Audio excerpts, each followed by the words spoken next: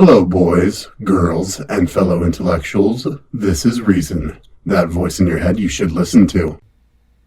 And I'm 2 Cents, and today we'll be going over a video titled How Capitalism Keeps People Down, and dispelling the substantial amount of misinformation in this video. Disclaimer: this video might end up being another rant on Social Democrats, however, I still feel like I should talk about this. So excuse me if there are some points that are being repeated from the older one, but I feel like this has a place in this video. Capitalism has a lot of tools that it can use to discourage the proletariat from organizing. This can range from strictly forbidding the proletariat to organize, to the point of making them not want to organize. Capitalism can't force the proletariat to do anything. How can a system where people voluntarily exchange goods and services force anything? What you're talking about is government, which as an ANCAP, I oppose as well. You have to remember that most commies believe that corporatism is capitalism and that the crimes of government are the fault of capitalism. They have to strawman our position because they can't find a fault in our actual position. And while you could probably make several videos talking about the tools of the capitalists, I will just talk about 5 for the sake of convenience.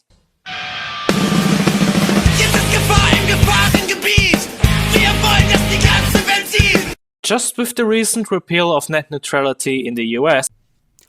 Okay, I'm going to make a prediction here. Nothing he's about to say is even going to be relevant to capitalism, since democracy is not capitalism. Capitalism is an economic system based on private property and the voluntary exchange of goods and services. Democracy is a government system that is little more than mob rule. Heck, the US government, which he is about to criticize, isn't even a democracy. It's a republic. Not that I support republics either, but this guy has his definition so wrong it's embarrassing.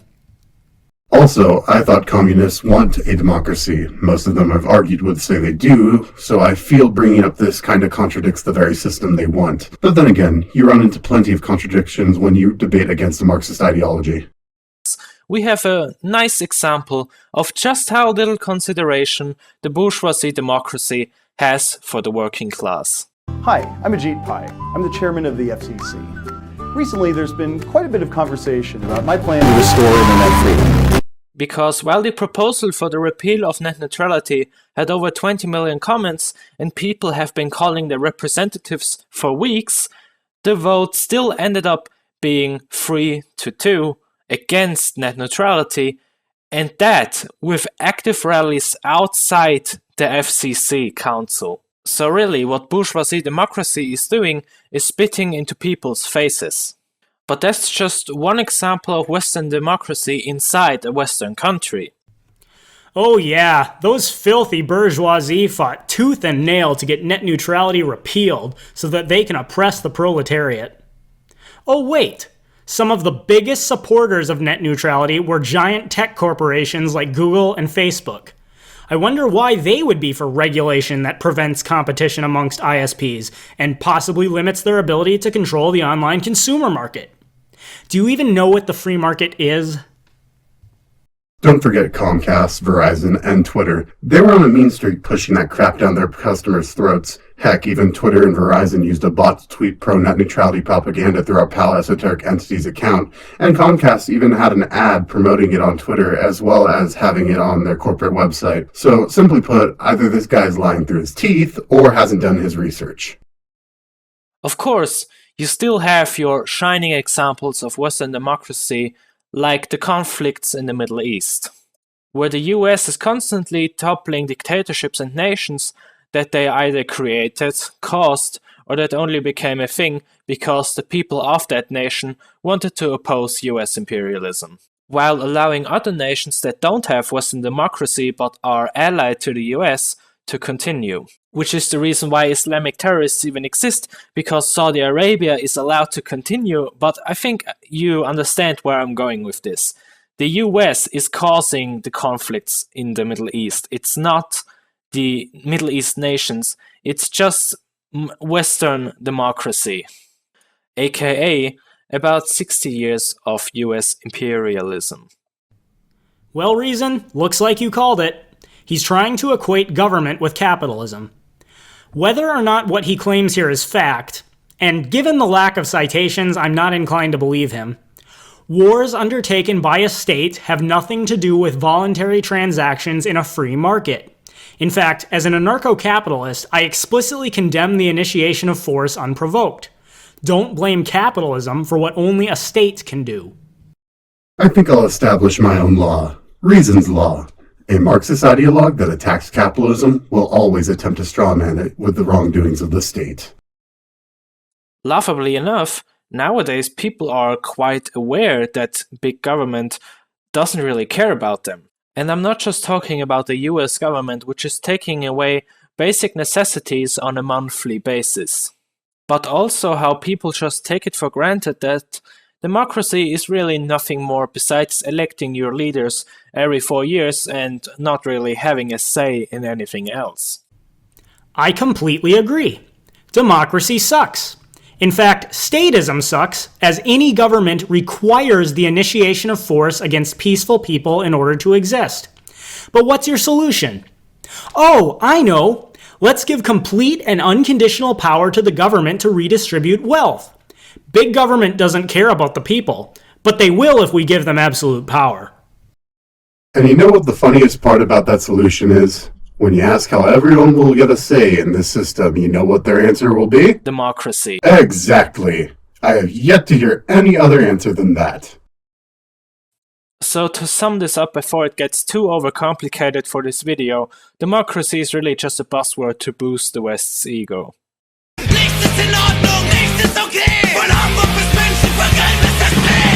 As we all know, Karl Marx claimed that religion was an opiate of the people used by the current elites to distract the proletariat from their earthly problems.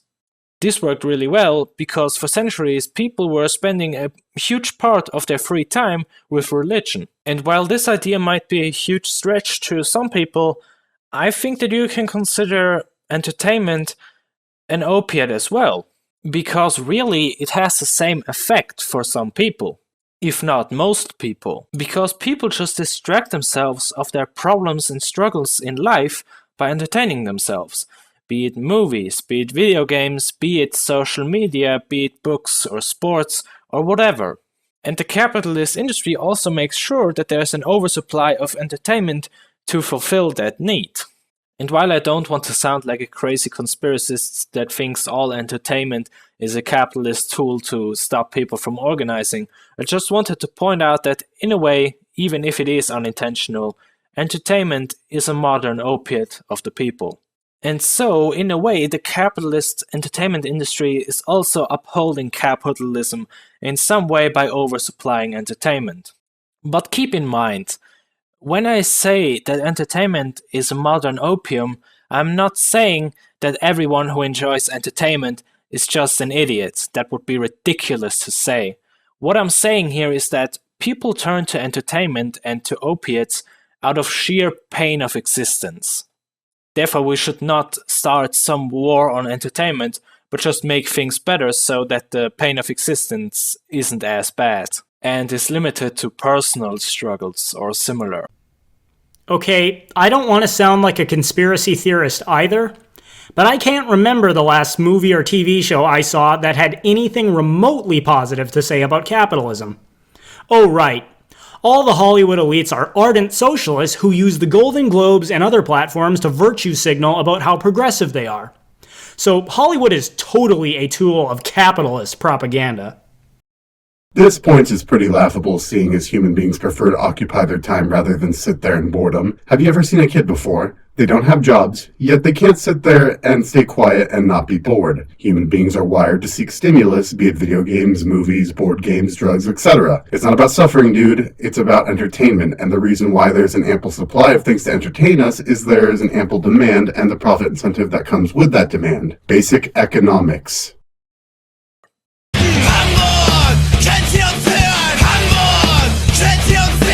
Now I'm sure that at least by this point some capitalists are gonna come out of their holes and call me names because I am talking about propaganda. And quite honestly, I'm just waiting for someone to go like, what do you mean capitalist propaganda? There is no such thing as capitalist propaganda. Only authoritarian ideologies need propaganda to survive. But really, I couldn't care less, because these people just show how fixated and how indoctrinated some people are about capitalism. Like, they don't even put it into question, they just believe anything that capitalists tell them.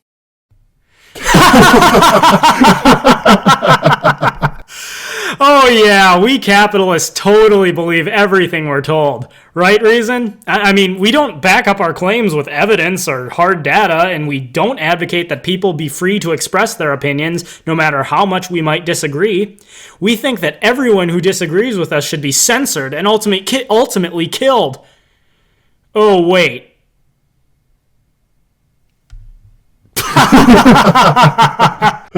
Way to dig yourself a hole, comrade. And guess what? That's living proof that capitalist propaganda and capitalist indoctrination is a thing.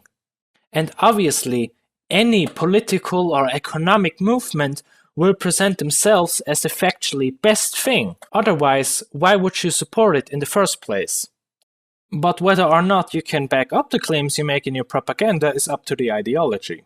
In the case of communism, we had quite some countries and quite some literature to back this up. And in fact, Karl Marx has developed modern materialism as its own science to back this up. Meanwhile, capitalists can just abuse the media to deceive people about communism however they want.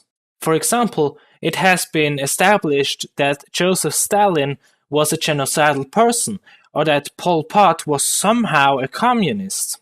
Or if we take a look at the internet, we can literally see how capitalist YouTube channels are trying to paint the picture that literally the founders of fascism were Marxists, even more so socialists, which is completely contradictory considering that fascism is in a way the vanguard of the bourgeoisie. Oh, really? Well, can you provide a citation for that statement? I thought we're the ones who don't back up our claims with facts and evidence. For the record, that PragerU video that you have on the screen is linked to a whole page of academic citations. Where are yours? Oh, he has links to 2 music videos and 1 article on Ajit Pai joking about being brainwashed by Verizon, and a page speculating what ISPs could do, even though these things could still be done even when Title II was in place, and a link to another comrade's video. Oh, for sakes, he didn't even put the video under the correct category. So, none? Looks like it, and you know what happens to claims without evidence. However, I think you see that capitalist propaganda is definitely a thing.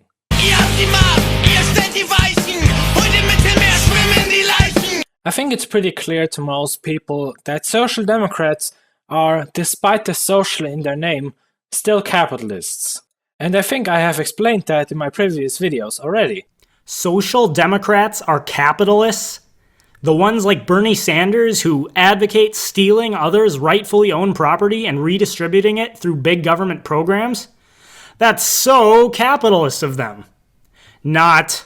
That statement was so stupid, I lost brain cells. You know claiming something doesn't automatically make it reality, right? Of course not. That's why you idiots claim food, water, and a comfortable life are right. Time for a reality check. So therefore, let me go on to the next point. And that is, welfare states and social democracy are the pillars of capitalism. As a matter of fact, the first welfare state was created as a countermeasure to socialism's rising popularity in Germany. Ironically enough, the social democrats that were targeted by this welfare state actually ended up adopting this bourgeoisie way of politics, which is having welfare capitalism rather than actual socialism. So, as you can see, welfare capitalism and in turn social democracy is one of the strongest counter-revolutionary ideologies. Now, if you want a more historic insight about how welfare capitalism was invented in Germany, there is a video by Democratic Socialists that I will put in the video description. And you should probably check that video out because it makes it really easy to understand how Social Democrats are counter-revolutionary. Additionally, I think it's very nice to see how social democracy, which is adding socialist aspects to capitalism, is one of the very few things that keeps capitalism together. And it just proves the point that the proletariat wants socialism in the long run. Are you kidding me? The welfare state is grounded in the notion that people deserve things simply for existing, and regardless of whether or not they earned it. This is precisely the underlying notion that drives socialism, whether it involves communal ownership of the means of production or not. Bottom line, a massive welfare state and socialism, as you envision it, both suffer from the same problems. They require a totalitarian state, and they positively destroy any incentives to work hard or efficiently. They also violate the rights of others through arbitration, as the rights you advocate for are positive in nature. Also, you can't just take two mutually exclusive systems and mash them together. Capitalism is a system of voluntary exchange of goods and services between private individuals or entities. Socialism is an involuntary collectivization of the means of production for wealth redistribution. You can't just mix a voluntary system with an involuntary system, as once there's arbitration, it no longer becomes voluntary. In other words, you're full of shit, comrade.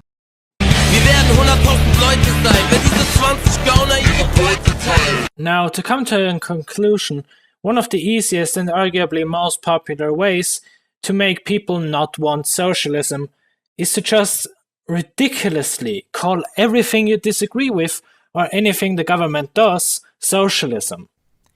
Ironic, since you've spent most of this video calling everything the government does capitalism. The funniest part about what he just said is we don't call everything the government does socialist. Just whatever it takes from the private sector and subsidizes, such as healthcare, welfare, security, and housing. I could keep going, but we'd be here for a while, but you get the point. And whenever government wraps its tentacles around a private industry, that industry suffers, as we can see with Obamacare and the healthcare industry. Fascism? Definitely socialist. Sweden? It's practically the new USSR. Obama? He wants healthcare. He's practically Stalin. I think you can see where this is going. Sadly, however, especially in the USA, this kind of arguing is very prominent and very often taken for granted, which means that America has a hard time taking any steps towards a better change. However, we are still talking about the American political spectrum here, and unless there is a really big economic crisis on the horizon, it is unlikely that America will make any changes for the better anyway, given its long history as a capitalist and imperialist force. Therefore, the chances that socialism will be widely accepted in America in the near future are fairly slim. Well, one can only hope. But unfortunately, the amount of Bernie supporters that keep coming out of the woodwork doesn't give me hope. However, if worse comes to worse, socialists will learn that their system doesn't work by reality, not by argument. Honestly, I'm baffled by how there can still be so many ardent socialists in the world, considering its universal failure rate worldwide. But wait, the USSR wasn't real socialism, right? Neither is Venezuela or Cuba. Alas, sometimes only experiencing the failure of an idea firsthand can convince someone that something doesn't work. So if full-blown socialism does come to the US, I'd say the US will get exactly what it deserves. Let's hope they see me before that can become a reality. Well, that brings us to the end of the video. I hope you all enjoyed this collaboration. If you did, please like and share. And if you haven't already, subscribe to me and my good buddy, Listen to Reason. And if you'd like to support us further, we both have Patreon pages. And remember to stay reasonable, and that if it's government, it's not capitalism, and Marx can eat a dick. Thanks everyone for watching. If you liked this video, please hit like and subscribe. You can also hit the bell to ensure you're notified every time I upload a new video. This video was made possible by my patrons. If anyone else would like to donate and help ensure that I have the time and resources to keep putting out content, for just $1 a month on Patreon or Maker Support, you'll receive your name listed in the end credits and the link to one of your social media platforms listed in the description. You can also support the channel by purchasing my 2 cents merchandise or checking out my Amazon affiliate links. To follow me on Twitter, minds.com, BitChute, WordPress, Gab, or iTunes, check out the links in the description. Uploads are every Tuesday, Thursday, and Saturday, so stay tuned for more videos.